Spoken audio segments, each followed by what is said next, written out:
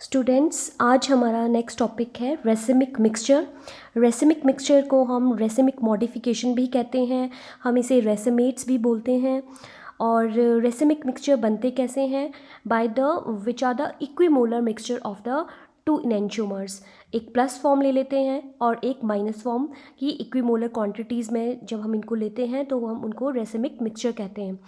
अब racemic mixture को हम डिनोट कैसे करते हैं, आपको पहले भी थोड़ा बताया था मैंने रेसिमिक मिक्सचर के बारे में। इनको हम डिनोट करते हैं बाय द प्लस माइनस और बाय द DL और RAC रेस और या फिर RS से।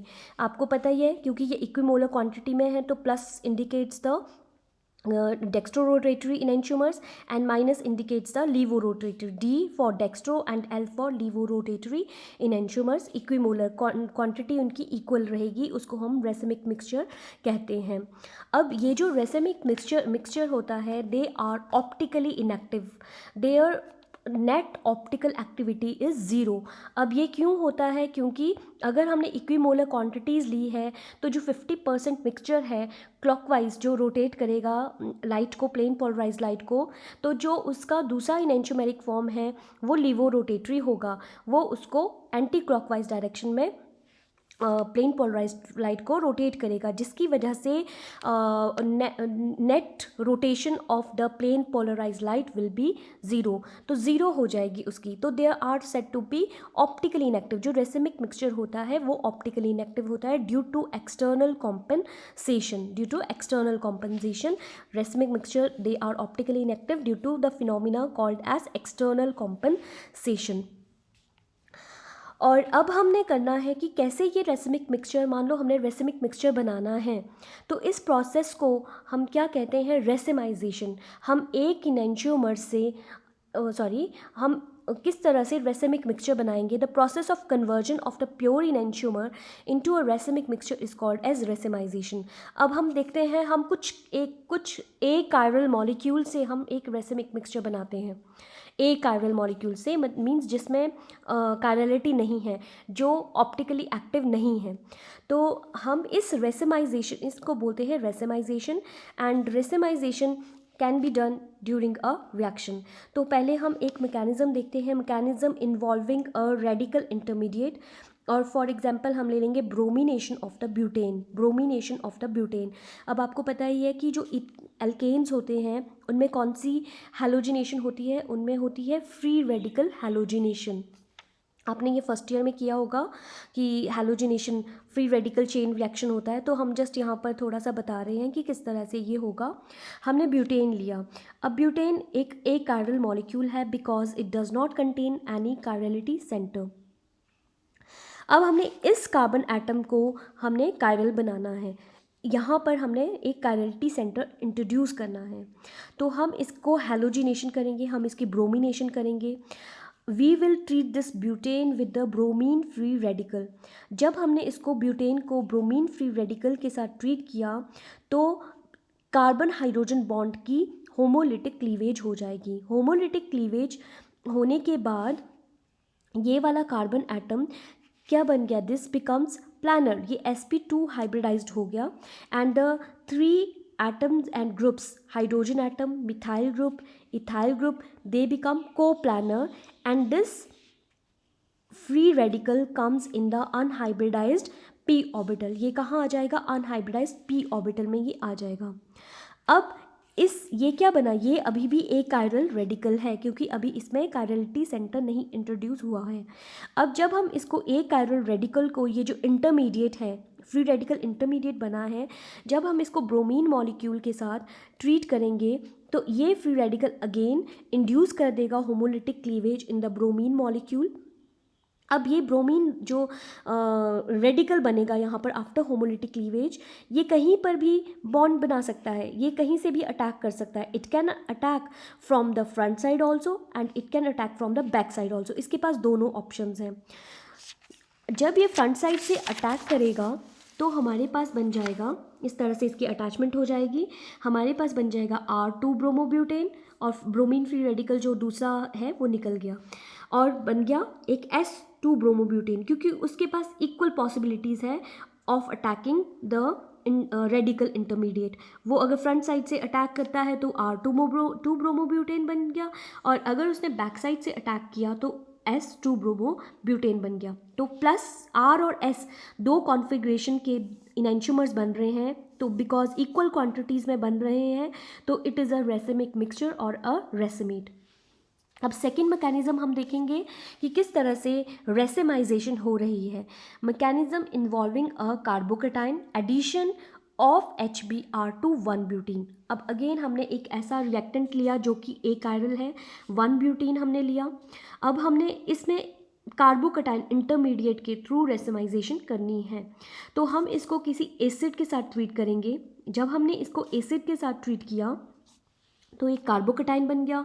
We all know that carbocations are also sp2 hybridised, in which the unhybridized p orbital is vacant and rest of the groups they are coplanar. Ethyl hydrogen atom and methyl they are coplanar. अब जो counter anion होगा it can attack from either side, कहीं से भी ये attack कर सकता है। It can attack from the front side also and it can attack from the back side also. जब इसने फ्रंट साइड से अटैक किया तो हमारे पास ये कॉन्फ़िगरेशन आई S2 ब्रोमोब्यूटेन, और जब इसने बैक साइड से अटैक किया तो हमारे पास कॉन्फ़िगरेशन आ गई R2 bromobutane. Again, because both the enantiomers are formed in equal quantities, so it is also a racemic mixture. ये तो हो गई रेसिमाइजेशन कि किस तरह से हमारे पास R और S कॉन्फ़िगरेशन के मॉलिक्यूल्स बनते हैं। अब हमने करना है सेपरेशन ऑफ द इनैंशियोमर्स, किस तरह से हम जो रेसिमिक मिक्सचर है उनको इंडिविजुअल इनैंशियोमर्स में सेपरेट करें। इस प्रोसेस को क्या कहते हैं? रेसिमिक मिक्सचर में से अलग अलग इनैंशियोमर्स को निकालना है, तो इस प्रोसेस को बोलते हैं resolution of the racemic mixture या resolution of the racemic modification. तो separation of racemic modification into its constituent enantiomer is known as resolution. अब हम किसी भी फिज़िकल टेक्निक से इन रेसिमिक मिक्सचर्स को सेपरेट नहीं कर सकते, इनैंशियोमर्स को सेपरेट नहीं कर सकते, क्योंकि हमने बार बार बोला है कि जो इनैंशियोमर्स होते हैं they have same physical properties. Physical properties कौन सी सारी सेम होती हैं, जैसे फिज़िकल प्रॉपर्टीज़ होती कौन सी हैं? Solubilities, boiling point, melting point, refractive index, all these are physical properties. तो हम इन किसी भी जो फिज़िकल मैथड्स हैं, डिस्टिलेशन, फ्रैक्शनल डिस्टिलेशन या फ्रैक्शनल क्रिस्टलाइजेशन से इनको सेपरेट नहीं कर सकते, क्योंकि उनका बॉइलिंग पॉइंट भी सेम होगा, तो हम इनको अलग अलग डिस्टिलेशन के थ्रू भी इनको सेपरेट नहीं कर सकते हैं। तो इसके लिए हम जनरली केमिकल मेथड्स का ही यूज़ करते हैं इनको सेपरेट करने के लिए। तो हम अब देखेंगे कौन कौन से मेथड्स हैं, मेथड्स ऑफ रेजोल्यूशन। सबसे पहला जो मेथड है it is the mechanical method of separation. Mechanical means by hands, हमने ये करना है, खुद से ही करना है, but it is a very tedious method, हमें अलग अलग करना पड़ेगा खुद से। तो सबसे पहले ये जो इंट्रोड्यूस किया था, ये किसने किया था? लुइस पास्चर ने किया था in 1848। He separated the crystals of sodium potassium tartrate. Racemic mixture लिया था उसने plus minus sodium potassium tartrate into the pair of enantiomers. उसने ये कैसे किया? मैनुअली किया। उसने देखा कि कुछ एक क्रिस्टल्स सोडियम पोटाशियम टार्ट्रेट के रेसिमिक मिक्सचर में कुछ एक राइट हैंडेड है, कुछ एक लेफ्ट हैंडेड है, तो उसने राइट हैंडेड क्रिस्टल्स को लेफ्ट हैंडेड क्रिस्टल से अलग कर दिया।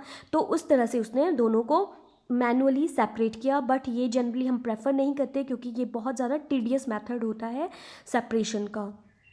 तो हम सेकेंड मेथड देखते हैं, biochemical separation. Biochemical separation as the name indicates, bio means कुछ इसमें बायोलॉजिकल लिविंग थिंग होगा इन्वॉल्व। तो कुछ एक बैक्टीरिया होते हैं, कुछ मोल्स होते हैं जो कि प्रेफरेंशली एक इनैंशियोमेरिक फॉर्म पर फीड करते हैं, एक इनैंशियोमर पर वो फीड करते हैं और दूसरा इनैंशियोमर वो नहीं कंज्यूम करते।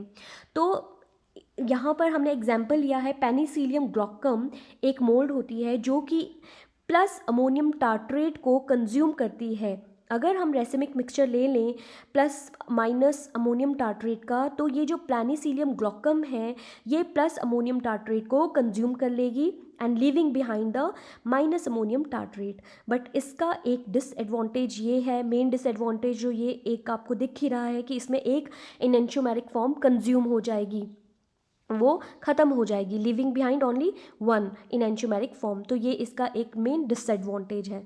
तो जो हम मोस्टली यूज़ करते हैं method of resolution, it is the chemical method of the resolution, chemical method of separation via diastereomers. Diastereomers मतलब हमने इसमें बनाने क्या है, डायस्टीरियोमर्स के थ्रू। इनेंशियोमर्स और डायस्टीरियोमर्स में बार बार हम एक डिफरेंस सबसे मेन होता है कि diastereomers they differ in their physical properties. अगर वो डायस्टीरियोमर्स फिजिकल प्रॉपर्टीज़ में डिफ़र करते हैं तो means they can be separated by the physical methods also.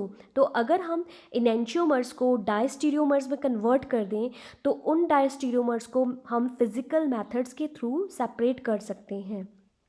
तो अब हम देखते हैं कैसे किया। हमने कोई एसिड लिया, एसिड की रेसिमिक मिक्सचर ले लिया, फॉर एग्जांपल ये R एसिड ले लिया, ये S एसिड ले लिया, ये एक रेसिमिक मिक्सचर है। हमने इसको कायरल बेस के साथ और S बेस के साथ, या हमने एक बेस के साथ मतलब एक इनेंशियोमर ले लिया, बेस का बेस ले लिया, उस बेस की सिर्फ एक इनेंशियोमेरिक फॉर्म ली है, S बेस लिया। वो बेस आप मॉर्फिन भी ले सकते हैं, क्विनीन भी ले सकते हैं, ब्रूसीन भी ले सकते हैं, और बहुत सारे बेसेस होते हैं। यहाँ पर स्ट्राइचिन भी ले लिया है, मतलब बहुत सारे बेसेस हैं, एग्जांपल्स दिए मैंने यहाँ पर। तो जब हम किसी एसिड को बेस के साथ ट्रीट करते हैं तो सॉल्ट बनता है। तो अगर हम R एसिड को S बेस के साथ ट्रीट करेंगे तो क्या सॉल्ट बनेगा, RS सॉल्ट। और अगर हमने S एसिड को S बेस के साथ ट्रीट किया तो क्या बनेगा सॉल्ट, SS सॉल्ट। तो ये बन गए, सॉल्ट बन गया RS salt and SS salt. ये बट क्या बना, ये it is a pair of diastereomers because they are neither identical nor they are the mirror images. ना ही वो आइडेंटिकल है ना ही ये मिरर इमेजेस हैं। तो अब ये डायस्टीरियोमर्स बन गए। Diastereomers they can be separated by physical methods because they have different physical properties. तो हमने इनको सेपरेट कर दिया बाय फ्रैक्शनल क्रिस्टलाइजेशन। तो सेपरेट कर दिया, अब हमारे पास RS सॉल्ट यहाँ पर मिल गया और SS सॉल्ट को हमने अलग कर दिया। अब हमने रिकवर करना है ओरिजिनल एसिड। तो हमने इस सॉल्ट को एसिड के साथ ट्रीट किया तो अगेन हमारे पास क्या बन जाएगा, R एसिड इज़ रिकवर्ड। हमारे पास फिर से ये आ गया जब हमने एसिड के साथ इसको ट्रीट किया, और S बेस निकल गया। उसके बाद जब हमने SS सॉल्ट को HCl के साथ ट्रीट किया तो हमारे पास S एसिड आ गया और S बेस बाय प्रोडक्ट बन गया। तो इस तरह से हमारे पास सेपरेशन हो गई है रेसिमिक मिक्सचर की into individual enantiomeric forms. The next method of resolution is preferential crystallization by inoculation। preferential crystallization by inoculation, इसको मैं आपको थोड़ा सा ब्रीफ में बता देती हूँ। इसमें हम जो टेक्निक यूज़ करते हैं इसमें हम सीडिंग प्रोसेस का यूज़ करते हैं। व्हाट इज़ सीडिंग, इसमें हम एक सुपर सैचुरेटेड सॉल्यूशन ले लेंगे, सॉल्यूशन फॉर्म में ले लेंगे super saturated solution of the racemic mixture. जब हमने सैचुरेटेड सॉल्यूशन ले लिया रेसिमिक मिक्सचर का, उसमें हमने जस्ट एक क्रिस्टल एक इनेंशियोमर का डाल दिया, one crystal of one enantiomeric form. उसमें दो इनेंशियोमर हैं, किसमें, रेसिमिक मिक्सचर में हमारे पास दोनों इनेंशियोमेरिक फॉर्म्स हैं, बट हमने उसमें उस सॉल्यूशन में एक इनेंशियोमर का क्रिस्टल डाल दिया। जैसे ही हमने वो क्रिस्टल डाला इमीडिएटली जैसे ही हमने डाला इमीडिएटली वो इनेंशियोमर जिसका हमने क्रिस्टल डाला वो सारा का सारा क्रिस्टलाइज आउट हो गया, वो क्रिस्टलाइजेशन हो जाएगी और leaving behind the other enantiomer in the liquid form और सॉल्यूशन, मतलब लिक्विड फेस में ही वो रह जाएगा और एक क्रिस्टलाइज हो जाएगा। तो this is called as this is the preferential crystallisation by the inoculation and the method employed is seeding method. तो ये डिफरेंट मेथड्स हो गए रेजोल्यूशन के। बाकी नेक्स्ट टॉपिक हमारा रहेगा सिलेबस में,